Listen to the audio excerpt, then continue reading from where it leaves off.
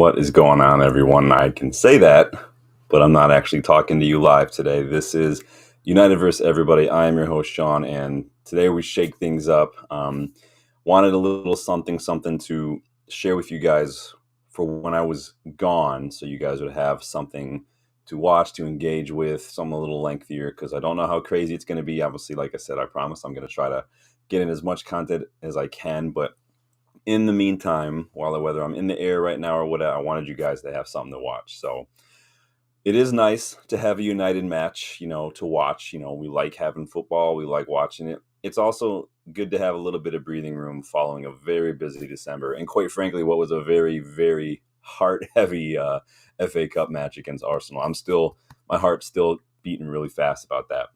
But what it's nice having a bit of a break, now that we're not having matches every 3 days, gives us time to chat about some other stuff. You guys know I like to talk a little bit about other things here and there. It's just been hard with such a busy fixture schedule. So it's nice to slow things down today and talk about some other stuff football related.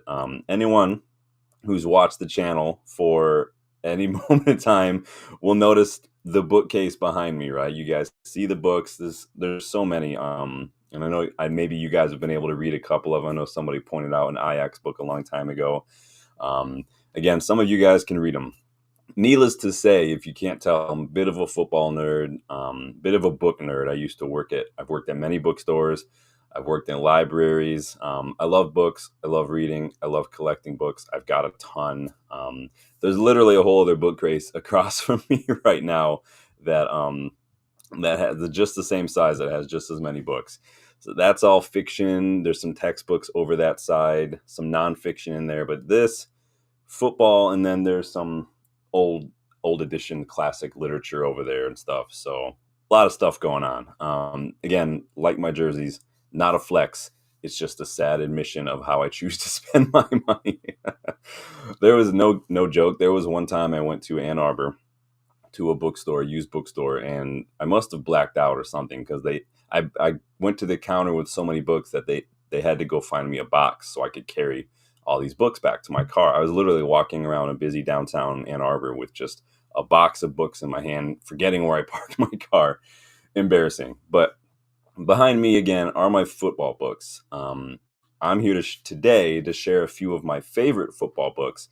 Ones I think really every United fan, really every football fan should read at some point, whether you are a Manchester United fan, whether you're a history buff, whether you're a stato, whether you're a tactico, or whether you're interested in coaching. The books I've selected today are, in my opinion, must read. Some of my favorites.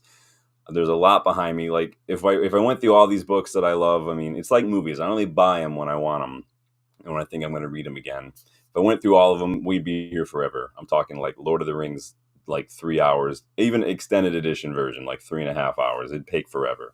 But I have also included links for each of today's books in the description. So be sure, if anything does strike your fancy, anything does, go click on the links. I don't get any money or anything. There's no affiliate program or anything like that. The links go straight to the author's page. I just love books. I love reading. I've got a bachelor's in writing, so I do appreciate good writing as well.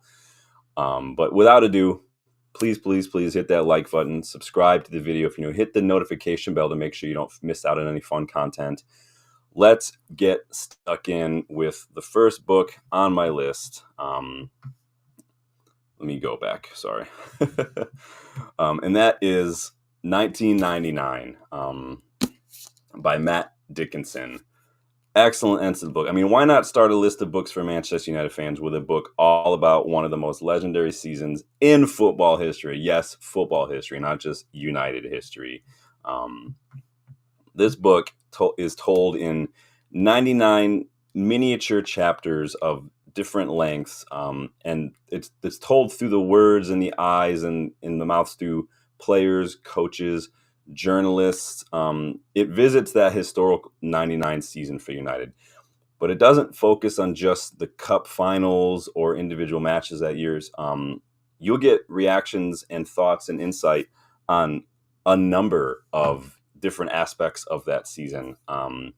So even like the fallout from David Beckham's red card against Argentina, Eric Cantona leaving the club, struggling to challenge Arsenal, who had just done the double the year prior. It talks about every that, and it's not just the author talking about it. It's told through the words of the players and the coaches, people who were actually there living it at the time, guys like Sir Alex, Paul Scholes, these guys. Definitely the perfect place to start for any United fan, 1999. I do highly suggest checking that out.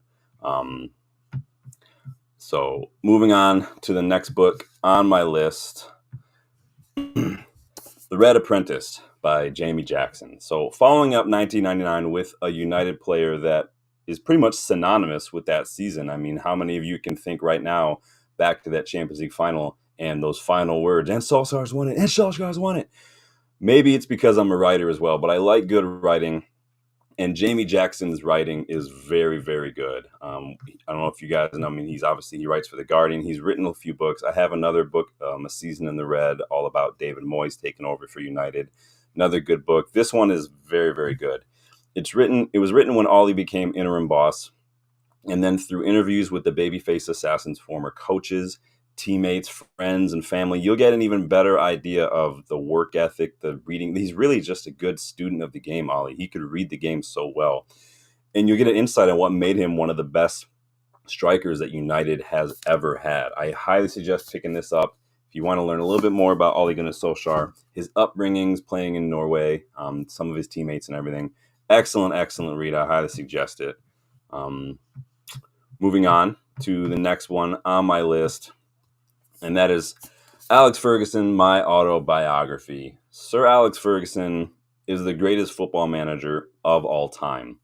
Period. Fight me. Don't care who you are. Okay, now that we got that part out of the way, the legendary Manchester United manager's autobiography. Sorry, I'm going to remove this on the screen.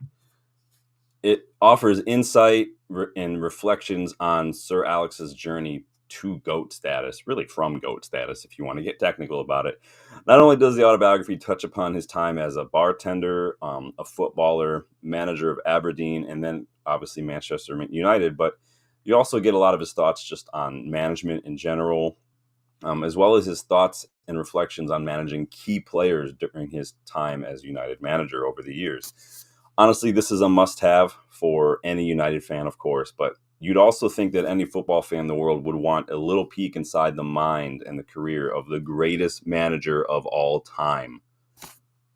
Fight me. I said it. Moving on to the next one on my list. It's a lot of work doing all this at one time. So I've spoken about this book a couple times. I've showed it to you guys a couple times. And I don't like ending the United portion of this list on a sour note, but every United fan should be well versed in the ancient arts of hating the Glazers. It is an ancient, beautiful, delicate art form, hating the Glazers. It takes years of practice. It doesn't take much more than a few seconds to plant the seed, but it does take years of mastery. This book, The World's Biggest Cash Machine by Chris Blackhurst, will get you there in a heartbeat. Not every United fan will be familiar with the history and the intricacies of the Glazers' takeover and how all that went down. This book will definitely help you out. Chris Blackhurst takes an in-depth look at how Manchester United came to be owned by the biggest scumbags ever. And that's all you need to know. Be warned, though. Just be warned. It will make you hate the Glazers even more than you already do. I'm just telling you right now.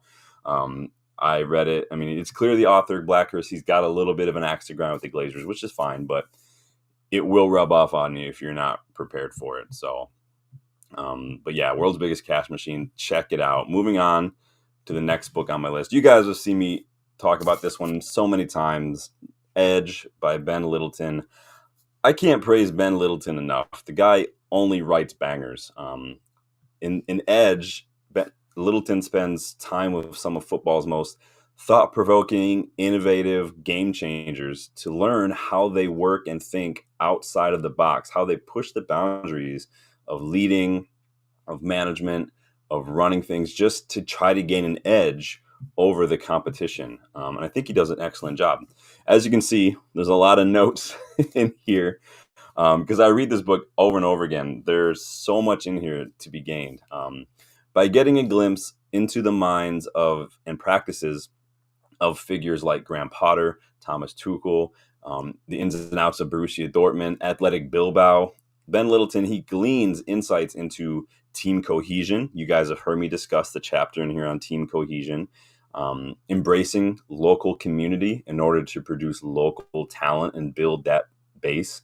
In the case of Atletico Bilbao, and then in like the case of Graham Potter, even tasking your players to engage in art projects, putting on plays, things like that, to get their brains developing and working on new pathways for creative problem solving outside of football as well. It's only going to help their brains grow. I love this book. I can't praise it enough. I've read this book about 3 times, as you can see. Um, Definitely go check out anyone interested in coaching, anyone who's in charge of a team, a business, an organization. The whole point of this book, if you can't tell by the subtitle, what business can learn from football. This isn't just for football. This is for business and leading and organizational work in general. So go check that out. I cannot recommend it highly enough personally. And I've said as much on Twitter, and Ben Littleton appreciate that because he did repost that. So big up myself there. Um, Sticking with Ben Littleton, again, what I told you, the guy only writes bangers. You guys have heard me talk about this book as well. And that is 12 Yards, The Art and Psychology of the Perfect Penalty Kick.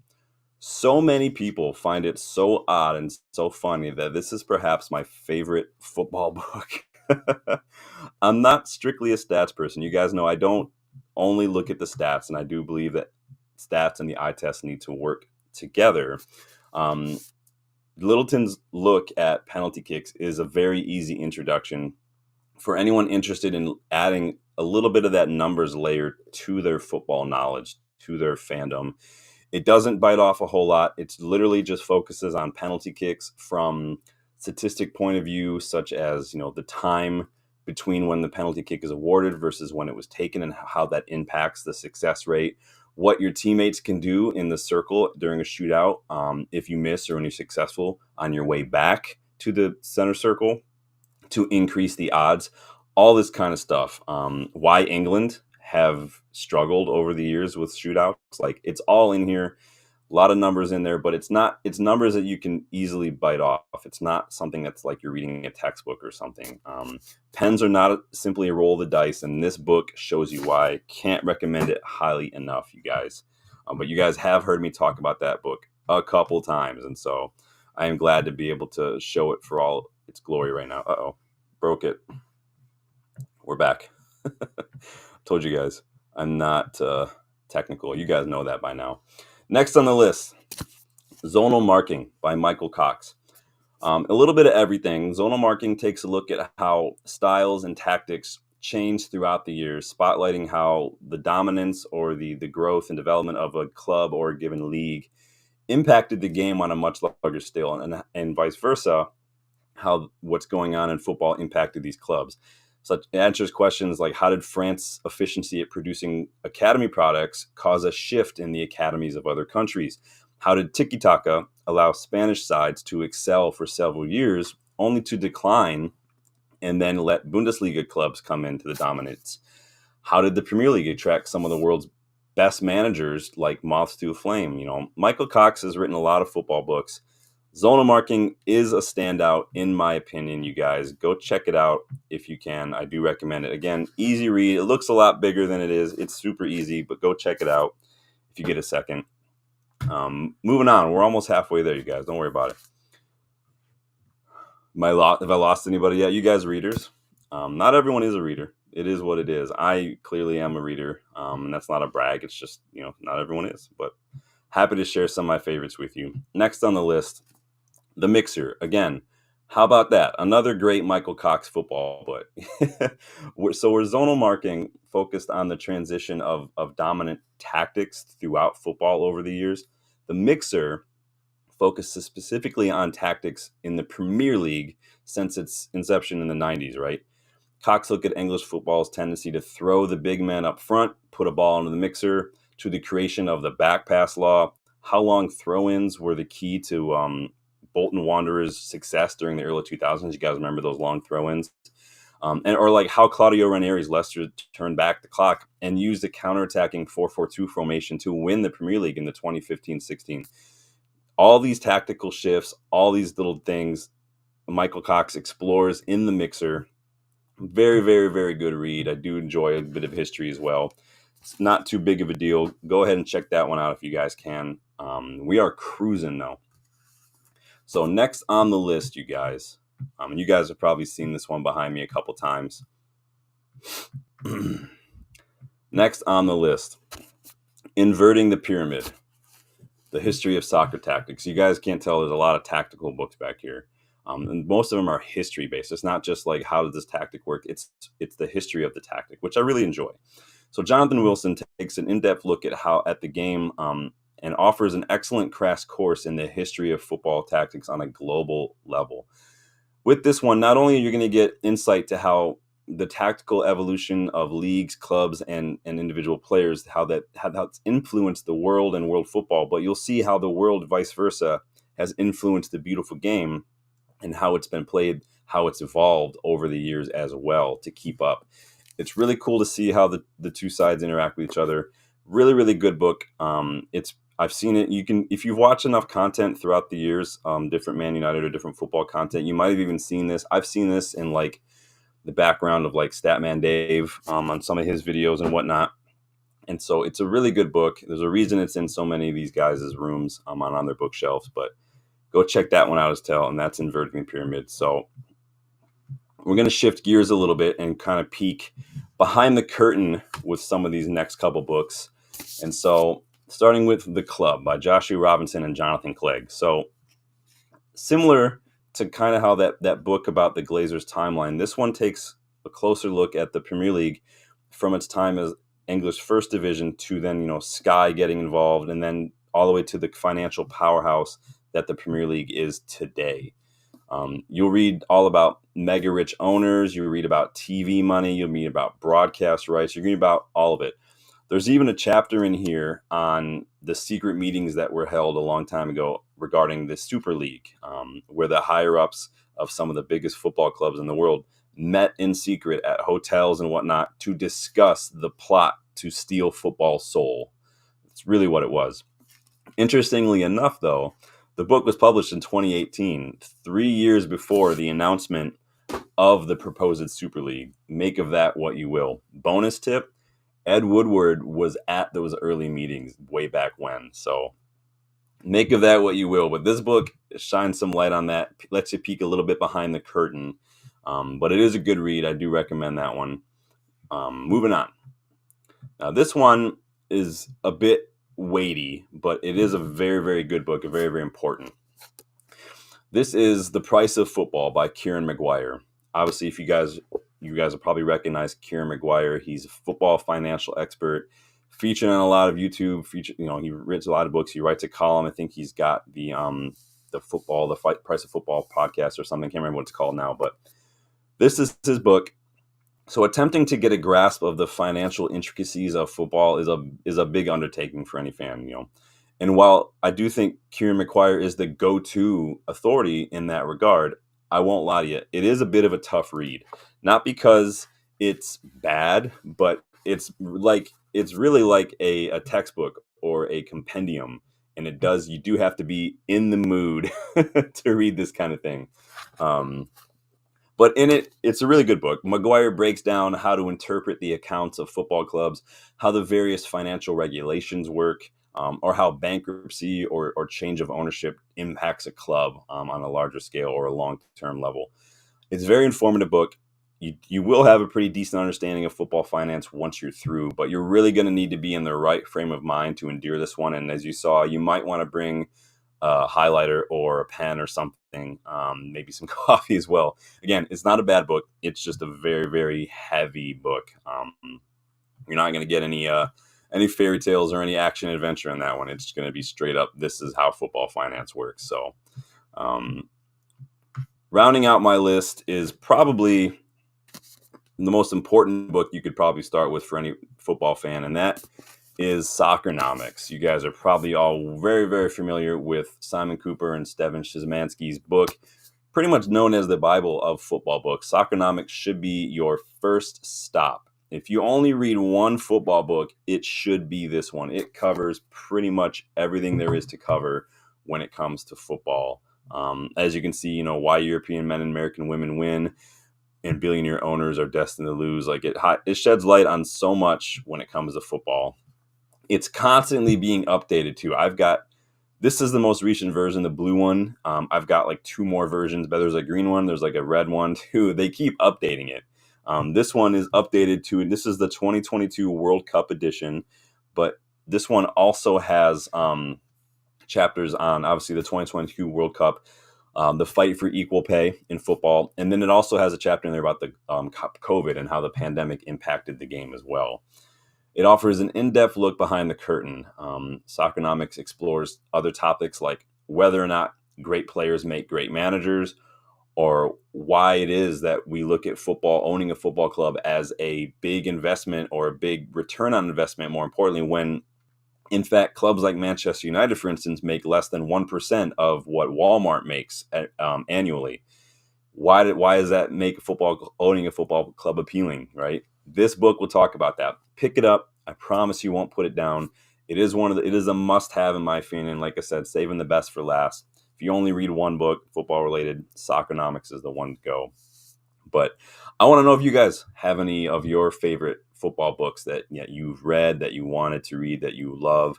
What's on your bookshelf? Those are just a few of the ones that I think everybody should check out. Like I said, there's many more behind me. If you guys see any back there, or if you have any specific books about specific things, or if you have books that, are you wondering, are there books that cover this?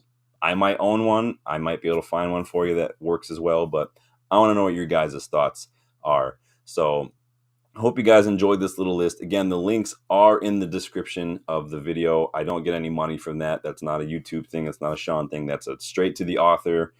I give them full credit. They did the work. I'm just really happy to learn. So check them out. If you have any questions, if you have any recommendations, leave them in the comments. You guys know I love that. I appreciate that. I love getting you guys involved. Apologies for not doing this as a live, but I didn't know what the schedule was going to be like during the trip. So I wanted to make sure you had a little something. So I will check in with you guys live. Please like the video. Please subscribe if you're new. Please hit the notification bell to make sure you don't miss anything. And again, leave your comments. If there's any you want to check out, or if there's any you have read, or if there's anything you think I should check out as far as the books go, I want to know, because you guys can see I love reading. Until next time, you guys take care. Thank you guys for stopping by, and I will see you guys on the next one. Later.